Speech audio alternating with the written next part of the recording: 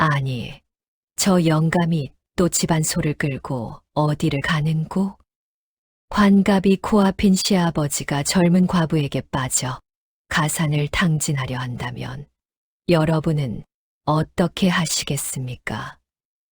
오늘은 꽤 많은 며느리가 주책 맞은 시아버지의 코를 납작하게 눌러준 통쾌한 이야기를 들려드리겠습니다. 잠깐 시작하기 전에 구독과 좋아요 꼭 부탁드립니다. 여러분의 작은 클릭 하나가 더 좋은 리뷰를 만드는 힘이 됩니다. 그럼 이제 조선시대 어느 고을로 함께 떠나보시겠습니까? 옛날 옛적 경상도 어느 고을에 박영감이라는 양반이 살았습니다. 박영감은 젊은 시절 과거에 급제하여 벼슬도 하고 선대로부터 물려받은 토지도 넉넉하여 근방에서 제법 이름난 부자였습니다. 하나, 이 양반에게는 하나 큰 흠이 있었으니 그것은 다름 아닌 색세였습니다. 에헤이, 오늘도 날씨가 참으로 화창하구나. 이런 날씨에 집에만 박혀 있으면 몸이 다 굳어버릴 것 아니겠는가. 박영감은 환갑이 내일 모레인 나이에도 불구하고 동네 젊은 과부만 보면 눈길을 주고 장터에 나가면 기생집 골목을 기웃거리기 일쑤였습니다. 아내는 진작에 돌아가시고 아들 내외만이 집안을 꾸려가고 있었으되 박영감의 바람기는 날로 심해져만 갔습니다. 며느리 달래는 총명하고 지혜로운 여인이었습니다. 시집 온 지 3년이 되도록 아이가 없어 마음이 답답하였으되 그보다 더한 근심은 바로 시아버지의 행실이었습니다. 저 어른께서 또 나가시는구나. 허허, 이번에는 또 무슨 일로 집안 재물을 축내실 작정이신가. 달래의 남편 박생원은 성품은 착하나 소심하여 아버지에게 한마디도 제대로 하지 못하는 사람이었습니다. 그저 아내의 얼굴만 쳐다보며 한숨만 쉴 뿐이었지요. 어느 날 박영감은 심부름꾼 꺽쇠를 불러 물었습니다. 꺽쇠야, 요즘 장터에 볼만한 기생이 있다던데 사실이냐? 아이고, 영감님, 그게 말씀이옵니다. 이웃 고을에서 새로 온 기생이 있는데 그 자태가 선녀가 따로 없다 하옵니다. 피부는 옷같이 희고 눈은 별처럼 빛나며 목소리는 꾀꼬리 같다 하옵니다. 박영감의 눈이 번쩍 뜨였습니다. 허허, 그런 미인이 있다니 내 한번 가봐야겠구나. 꺽쇠야, 오늘 저녁 나를 그곳으로 안내하거라. 분부대로 하겠나이다, 영감님. 이 광경을 담장 뒤에서 지켜보던 달래는 깊은 한숨을 쉬었습니다. 이번에도 또 집안의 귀한 재물을 허비하시려 하시는구나. 아니, 되옵니다. 이번만큼은 제가 나서야겠나이다. 달래는 곧바로 친정으로 말을 달렸습니다. 친정에는 달래의 남동생 박서방이 살고 있었는데 이 젊은이는 누나만큼이나 꾀가 많고 연극에도 재주가 있었습니다. 오라버니, 제게 좋은 계책이 있사옵니다. 시아버님의 버릇을 고쳐드려야 하겠사옵니다. 달래는 자초지종을 설명하고 박서방에게 한 가지 부탁을 하였습니다. 아, 여러분, 이 달래라는 며느리의 꾀를 보십시오. 시아버지가 세교에 눈이 멀어 집안 재산을 탕진하려 하니 며느리가 직접 나서서 계략을 꾸몄습니다. 옛말에 이르기를 호랑이를 잡으려면 호랑이 굴에 들어가야 한다 하였습니다. 달래는 시아버지의 약점을 정확히 알고 있었으니 그것은 바로 미생메이스였습니다. 이제 달래는 어떤 계책으로 시아버지를 골탕 먹일까요? 자, 이야기는 더욱 재미있어지려 하옵니다. 이튿날 저녁 방 영감은 비단 도포를 갖춰 입고 은자 주머니를 허리춤에 차고 향낭까지 목에 걸고는 의기양양하게 집을 나섰습니다. 오늘은 내가 그 선녀 같은 기생을 만나볼 것이니 옷매무새를 단정히 해야겠지. 허허허. 꺽쇠의 안내를 받아 숲길을 걷던 방 영감 앞에 갑자기 한 여인이 나타났습니다. 달빛을 받은 그 여인의 자태는 참으로 고왔습니다. 머드나무 가지처럼 가늘고 긴 허리, 복숭아꽃처럼 붉은 볼, 앵두 같은 입술이 아른거렸습니다. 아니, 저기서 계신 분이 혹시... 방 영감이 다가가려 하자 여인은 수줍은 듯 부채로 얼굴을 가렸습니다. 소녀는 옥분이라 하옵니다. 영감님께서 오신다는 소식을 듣고 이렇게 먼저 나와 기다렸나이다. 목소리마저 맑고 고왔습니다. 방 영감은 완전히 넋을 잃었습니다. 정녕 선녀가 따로 없구나. 옥분이라 하였느냐? 참으로 아름다운 이름이로다. 사실 이 옥분이라는 여인은 바로 달래의 남동생 박서방이 여장을 한 것이었습니다. 달래는 꺽쇠에게 돈을 주어 매수하고 시아버지를 이곳으로 유인한 것이었지요. 방 영감은 옥분의 손을 잡으려 하였습니다. 옥분 낭자, 나와 함께 가지 않겠소. 내가 낭자를 극진히 모시겠소. 그러자 옥분은 살짝 물러서며 말하였습니다. 영감님, 소녀도 영감님을 따르고 싶사옵니다. 하오나 소녀에게는 한 가지 소원이 있나이다. 소원, 무슨 소원이든 들어주겠소. 말해보시오. 소녀는 평생 가난하게 살아왔나이다. 영감님의 진심을 확인하고 싶사옵니다.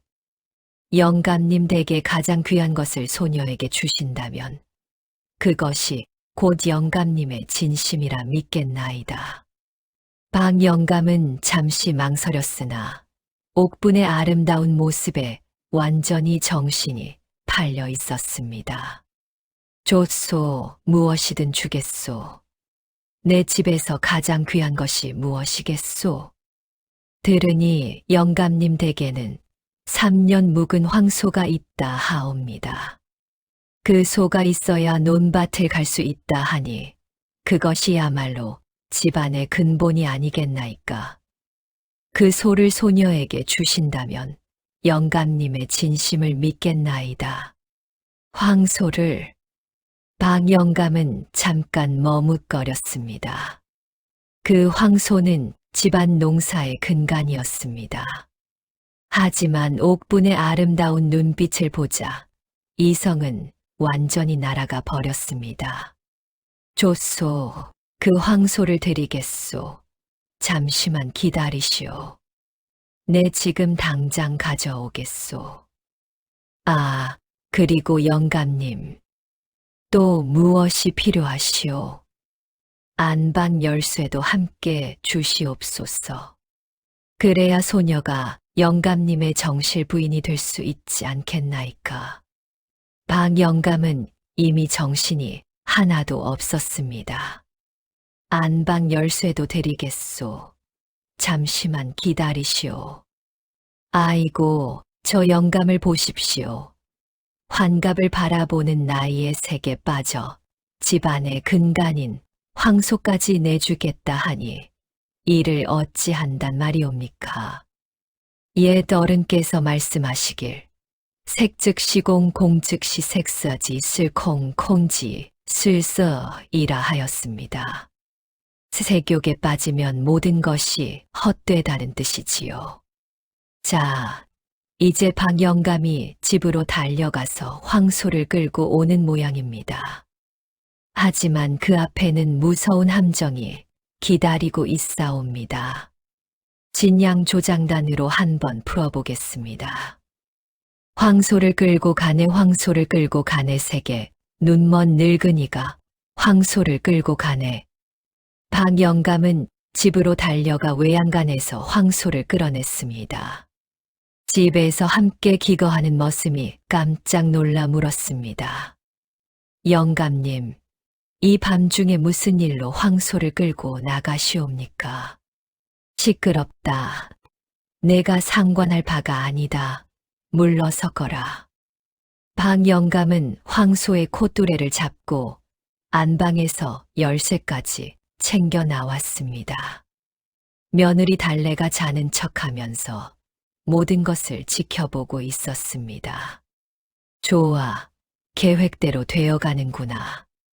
박영감이 황소를 끌고 다시 숲길에 도착하자 옥부는 여전히 그 자리에서 기다리고 있었습니다. 영감님, 정말 황소를 데려오셨군요. 영감님의 진심이 이렇게 깊으신 줄은 몰랐나이다. 당연하지. 이 박영감이 한 번 한 말은 반드시 지킨다오. 자, 이제 황소도 드렸고 열쇠도 드렸으니 나와 함께 가시지 않겠소. 박영감이 옥분의 손을 덥석 잡으려는 순간이었습니다. 아버님, 이 밤중에 무엇을 하시는 것이옵니까? 등불을 든 달래가 갑자기 나타났습니다. 박영감은 깜짝 놀라 손을 떼며 말했습니다. 아니, 이게 무슨... 아버님, 저기 저 황소는 우리 집안 농사의 근본이 아니옵니까? 이 밤중에 어찌 된 영문으로 황소를 끌고 이곳에 계시옵니까? 박영감은 당황하여 변명을 늘어놓았습니다. 아니, 이게 말이다. 저 옥분 낭자가. 박영감이 황급히 뒤를 돌아보았습니다. 그런데 이게 웬일입니까? 달빛 아래서 고왔던 옥분의 모습은 온데간데 없고 웬 시커먼 사내가 여인의 가발을 벗으며 껄껄 웃고 있는 것이 아니겠습니까?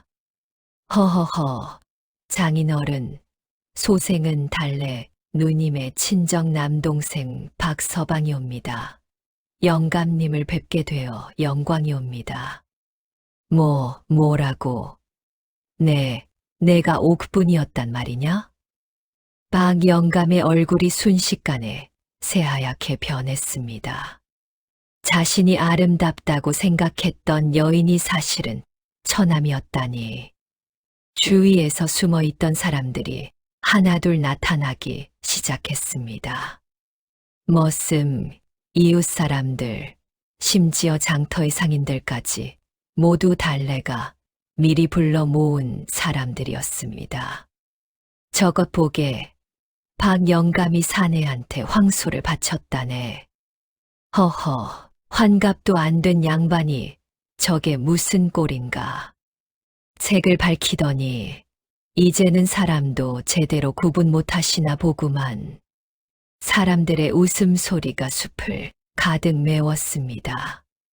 아이고, 이를 어쩐단 말입니까? 박영감께서 완전히 망신을 당하셨습니다. 옛말에 이르기를 교만하면 망하고 겸손하면 산다고 하였습니다. 박영감은 자신의 욕망을 절제하지 못하고 나이는 잊은 채 세욕에만 빠져 있었으니 이런 봉변을 당할 수밖에 없었던 것입니다. 하지만 여러분, 아직 이야기가 끝난 것이 아니옵니다. 이제 며느리 달래가 어떻게 시아버지를 타일러서 버릇을 고쳐놓을지 그 지혜로운 말씀을 들어보시지요. 자진 모리장단으로 흥을 돋워 보겠습니다. 속았네 늙은이가 속았네 사내를 여인인 줄 알고 황소까지 바쳤네. 다음 날 아침 박영감은 사랑채에서 나오지도 못하고 있었습니다.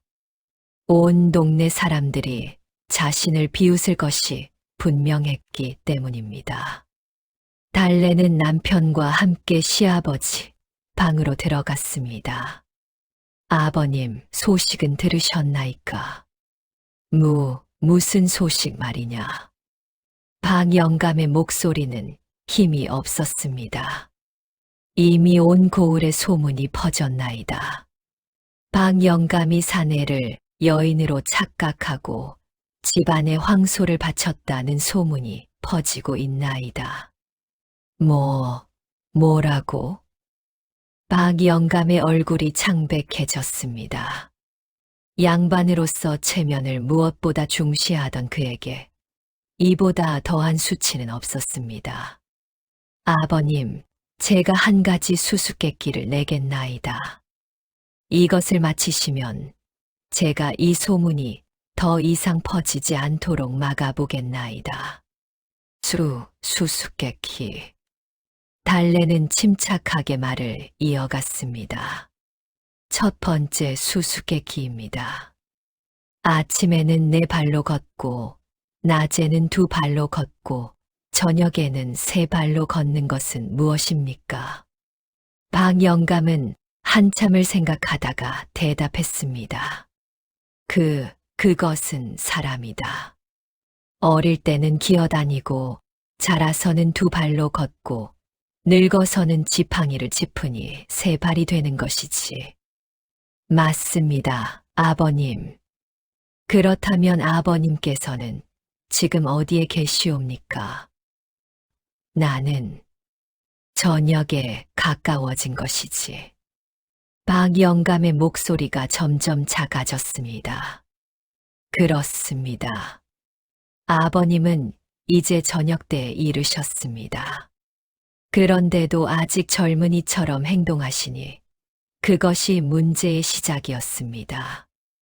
달래는 잠시 숨을 고르고 2번째 질문을 했습니다. 2번째 수수께끼입니다. 물 위에 떠 있으면 가볍게 보이나 실제로는 무겁고, 땅 위에 있으면 무겁게 보이나 실제로는 가벼운 것은 무엇입니까? 박영감은 고개를 갸웃거렸습니다. 이것은 잘 모르겠구나. 그것은 바로 체면이옵니다, 아버님. 체면은 지키기는 어려우나 잃기는 쉽습니다. 물 위에 떠 있을 때는 가볍게 보이지만 실제로는 무겁고, 한 번 땅에 떨어지면 무겁게 보이지만 실제로는 너무나 가벼워져서 다시 주워 담을 수가 없습니다. 박영감은 아무 말도 하지 못했습니다. 며느리의 말이 뼈아프게 가슴에 꽂혔습니다. 3번째 수수께끼입니다. 집을 지키면 빛나고 집을 떠나면 사라지는 것은 무엇입니까? 이번에는 박영감이 금방 대답했습니다. 그것은 집안의 명예가 아니겠느냐? 그렇습니다, 아버님. 집안의 명예는 집을 지킬 때 빛이 나지만 집 밖에서 헛된 것을 좇으면 순식간에 사라지고 맙니다. 달래는 마지막으로 말했습니다. 아버님, 소녀가 이런 계략을 꾸민 것은 아버님을 욕되게 하려는 것이 아니었습니다. 아버님께서 정신을 차리시고 집안의 어른으로서 품위를 지키시길 바랐을 뿐입니다. 그럼 황소는 제가 되찾아 두었나이다. 그리고 안방 열쇠 역시 제자리에 두었나이다. 하지만 한 가지 조건이 있나이다. 무엇이냐? 오늘부터 아버님께서는 집안일을 며느리인 소녀에게 맡기시고 손자를 기다리시며 편히 지내셔야 합니다. 그리고 다시는 밖으로 돌아다니며 집안의 명예를 더럽히시면 안 되옵니다.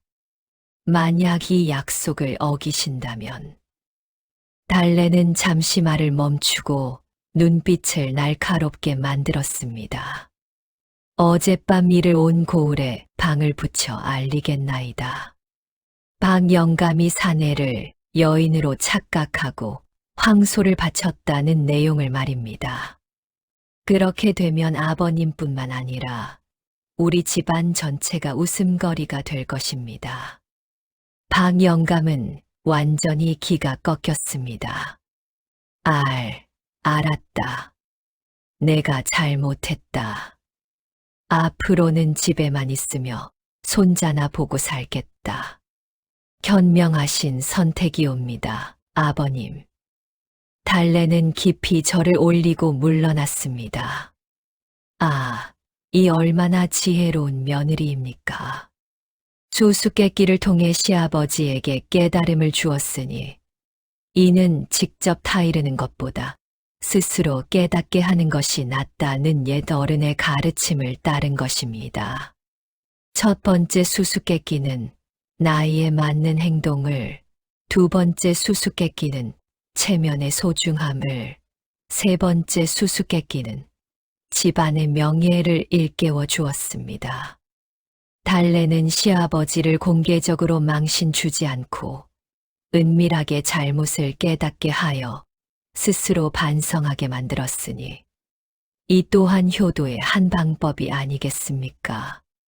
자, 이제 이야기의 마지막을 들어보시지요. 중중몰이장단으로 마무리해 보겠습니다. 수수께끼로 깨우치니 시아버지 정신 차리고 집안은 다시 평화로워지네.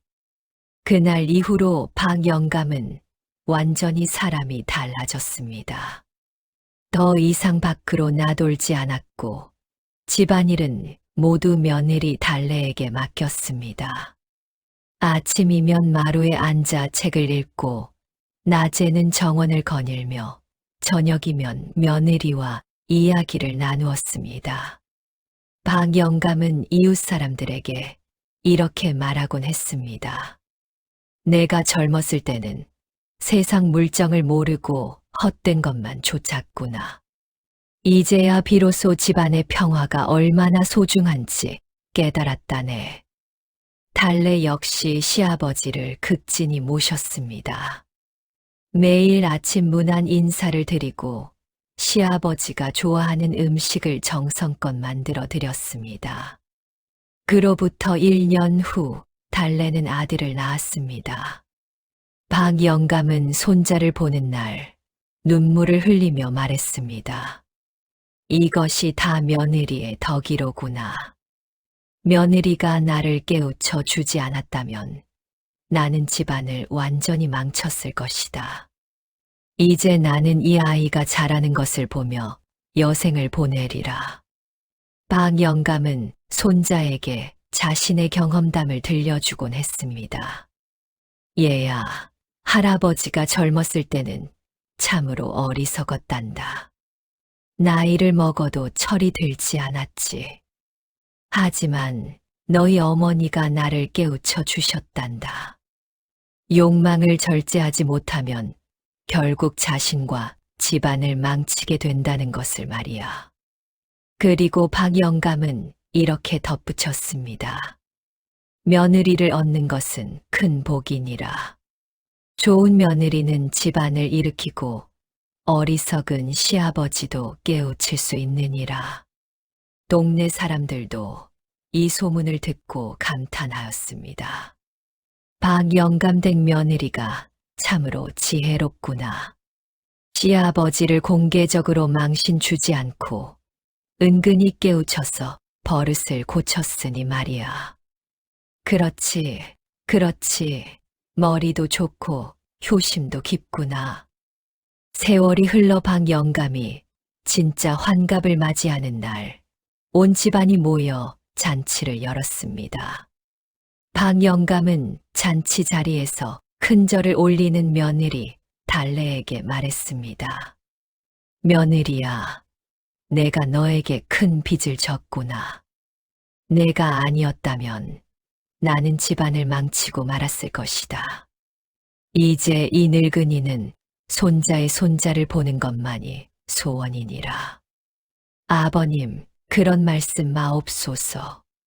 소녀가 한 일은 당연한 도리였을 뿐이옵니다. 그날 밤 마을 사람들은 방 영감댁의 잔치 소리를 들으며 이렇게 말했다고 합니다. 저 집은 참으로 복이 많구나. 며느리가 지혜로우니 집안이 날로 번창하는구나. 그리하여 방 영감네 집안은 대대로 번성하였고 달래의 지혜와 효심은 후세에 길이 전해졌다고 합니다. 여러분, 이 이야기를 통해 무엇을 배우셨습니까? 첫째, 나이에 맞는 행동을 해야 한다는 것입니다. 욕망을 절제하지 못하면 자신과 가족을 망치게 됩니다. 둘째, 지혜로운 방법으로 문제를 해결해야 한다는 것입니다. 달래는 시아버지를 공개적으로 망신 주지 않고 스스로 깨닫게 만들었습니다. 셋째, 효도는 여러 가지 방법으로 할 수 있다는 것입니다. 때로는 어른의 잘못을 바로잡아 드리는 것도 진정한 효도입니다. 넷째, 집안의 평화와 명예는 한순간에 무너질 수 있으니 항상 조심해야 한다는 것입니다. 옛말에 이르기를 늙어서도 배워야 하고 늙어서도 조심해야 한다고 하였습니다. 방 영감은 며느리의 가르침을 통해 이를 깨달았고 그로 인해 집안이 번창하게 되었습니다. 여러분께서도 이 이야기를 기억하시어 항상 자신을 돌아보고 욕망을 절제하며 가족의 화목을 지키시기 바랍니다. 이 이야기가 재미있으셨다면 구독과 좋아요 꼭 눌러주세요. 다음에는 또 어떤 재미있는 옛날 이야기로 찾아올까요? 혹시 듣고 싶은 이야기가 있으시다면 댓글로 알려주세요. 여러분의 관심이 더 좋은 이야기를 만드는 힘이 됩니다. 그럼 다음 이야기에서 또 만나요. 안녕히 계세요.